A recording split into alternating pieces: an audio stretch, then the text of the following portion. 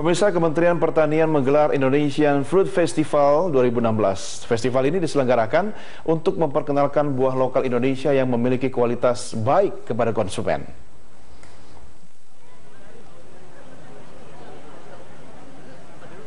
Indonesia Fruit Festival 2016 merupakan festival keempat yang digelar sejak 2013 untuk memperkenalkan buah-buahan Nusantara. Awalnya festival ini dikenal sebagai Festival Bunga dan Buah Nusantara. Sejauh ini pemerintah mengakui jika produksi buah Indonesia sangat melimpah. FAO bahkan mencatat Indonesia masuk peringkat 20 besar eksportir buah terbesar di dunia. Dengan potensi itu, Indonesia menjadi pusat produksi buah tropis dunia. Jadi ini pertama kami mengajak bangsa Indonesia mencintai buah lokal, konsumsi buah lokal. Konsumsi buah lokal itu sehat. Ke depan kita ingin tingkatkan. Indonesia Fruit Festival 2016 menawarkan peluang bisnis baru bagi pengunjung yang tertarik. Sementara bagi pelaku usaha, kegiatan ini sangat tertarik. Sementara bagi pelaku usaha, kegiatan ini sangat menarik. Buktinya sejumlah pengusaha buah lokal dari 19 provinsi dan 82 kabupaten atau kota dengan total 500 eksibitor menjajakan panen terbaik mereka. 2016 ini. Kami sangat bangga dan juga sangat excited ya, bersemangat untuk memperkenalkan buah-buahan Indonesia ke pasar internasional. Terutama pagi ini tadi Pak Jokowi juga berkeliling dan juga sangat mendukung acara ini. Di hari pertama festival, jumlah pengunjung membludak. Mereka antusias mencicipi beragam jenis buah gratis yang disajikan. Banyak yang baru mengetahui jika buah lokal memiliki kualitas yang baik dari buah impor. Saya tadi setelah keliling-keliling tuh senang juga, ternyata banyak produk buah Indonesia itu yang sudah ya bukan go internasional ya, layak dimakan lah ya, layak dipajang, layak disebarkan kemana-mana gitu. Saat ini tercatat 12 varietas buah Indonesia yang sudah diakui sebagai buah asli Indonesia. Ke-12 varietas itu yakni jeruk bali keprok, durian, mangga, manggis, alpukat, nanas, rambutan, salak, pisang, pepaya, melon, dan semangka. Prestasi ini semakin menambah kepercayaan diri industri buah lokal Indonesia. Indonesia memang diproyeksikan menjadi pusat utama produksi buah dunia, khususnya buah-buah yang tumbuh di khatulistiwa.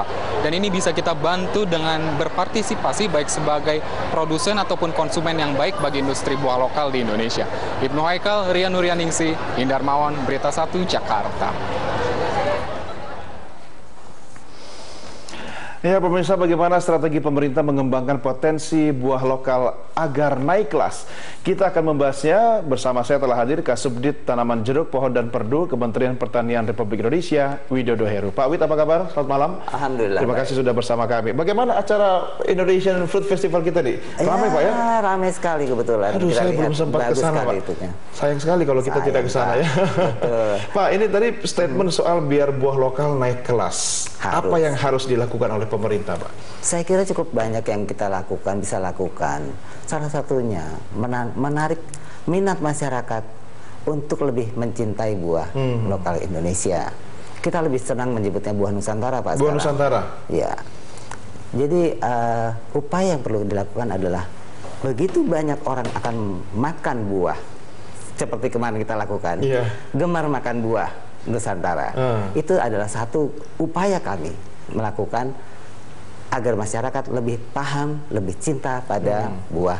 Ini kampanye Indonesia. Buah ya Pak ya? Betul. Dan memang harus dilakukan secara terus-menerus gitu Pak Betul. ya? Tapi terhadap buah lokal atau buah Nusantara yang sekarang juga memang harus banyak menghadapi tekanan buah-buah impor juga. Apa yang harus dilakukan? Kami melakukan banyak hal. Salah satunya mengembangkan buah dalam skala kawasan dengan buah-buahan unggul tertentu, dengan skala prioritas tertentu, sehingga lebih fokus kita melakukannya. Gitu. Jadi beda kawasan, beda buah unggulannya. Betul. Nah, mappingnya seperti apa itu Pak Wid? Ya, contohnya, tentunya seperti sekarang kita lakukan di Banyuwangi. Fokus di sana ada dua. Apa itu? Jeruk, buah naga. Jeruk dan buah naga? Dan buah naga. Jeruk di sana sudah cukup luas, Pak. Sudah lebih dari 11.000 hektar. Sedangkan buah naga sudah tercatat sekitar 3.000 hektar. Artinya itu skala yang masif, sudah mulai masif. Hanya bagaimana sekarang itu bisa dikenal, lebih dicintai, dan lebih transportasi lebih baik. Ya, artinya untuk ketersediaan buah sendiri memang sudah tidak perlu khawatir ya. Tapi sebetulnya konsumsi buahnya sendiri untuk dalam negeri bagaimana, Pak? Sekarang kita masih cukup rendah. Baru 36 kg per kapita per tahun. Idealnya? Idealnya kalau FAO bilang harusnya 70 kg per kapita per tahun. Kita masih kalah dengan Singapura. Bahkan dengan Thailand kita kalah. Dengan Filipina kita kalah. Jadi kita harus lebih banyak, bahkan kita kan ingin sehat. Ya kan? Lebih tentunya konsumsi serat yang lebih tinggi dari sayuran dan buah-buahan itu sangat diperlukan. Iya. Dan Presiden sudah memberikan perhatian khusus soal buah Nusantara ini, Pak Wid. Artinya harus juga dipikirkan bagaimana ketersediaan lahan yang bisa berkesinambungan sehingga tidak sekedar nanti lahan itu kemudian alih fungsi dan seterusnya. Bagaimana untuk menjaga ketersediaan lahan ini? Saya kira itu memang sangat diperlukan, Pak. Betul. Jadi cukup banyak pohon-pohon durian kita yang ternyata karena peruntukan tertentu sehingga beralih hilang lah. Ya, asal tidak tiba-tiba jadi mall aja, Pak. Betul. Ya, itu yang banyak terjadi di daerah kan. Nah, itu memang saya kira suatu hal yang perlu dilakukan adalah kepastian tata ruang. Kita memerlukan itu karena seperti kita tahu, contohnya untuk manggis itu perlu 8 tahun untuk berbuah.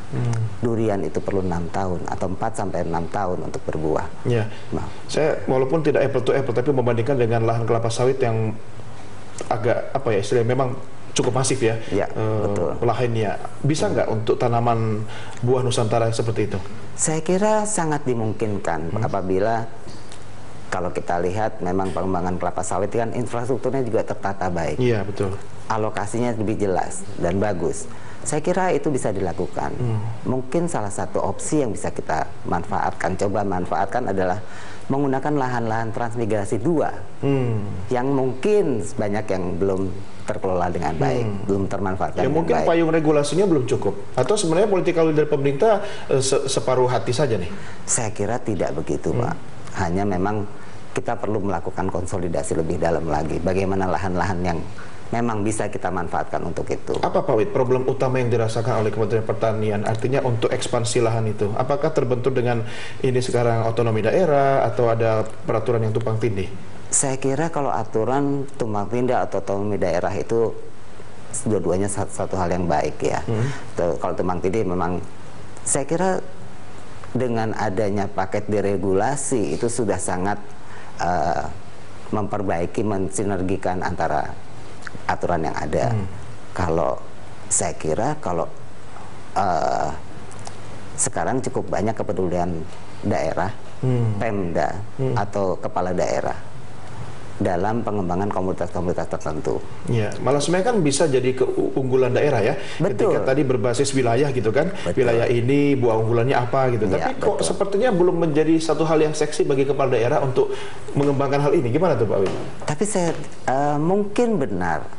Tetapi pada beberapa daerah saya lihat sudah mulai terlihat. Sudah mulai terlihat. Contohnya daerah mana yang bisa jadi pilot project? Kalau lagi-lagi saya bilang Banyuwangi. Kemarin Banyuwangi. Kemarin itu kebetulan bupatinya memang hebat sih ya. Iya, kebetulan memang kalau saya bilang bukan kebetulan tapi memang hebat. Artinya dia menggali begitu banyak potensi karena mungkin visinya juga dan melihat potensi wilayahnya lebih clear gitu ya. Iya, artinya agar tidak terkesan sporadis ya kan, harusnya ada program yang jelas. Kalau cuma ngandalin kepala daerah yang punya perhatian pada apa yang Anda katakan tadi kan mungkin belum semua ya, Pak ya? Iya, betul. Kalau kita melihat statement kemarin Pak Presiden, itu sangat jelas sekali. Setiap wilayah, setiap daerah setidaknya menyediakan 5-25 hektar untuk pengembangan buah. Ini suatu momentum yang sangat hebat bagi kami. Iya. Termasuk Jakarta dong? Betul, harusnya. Iya. Gitu, Pak.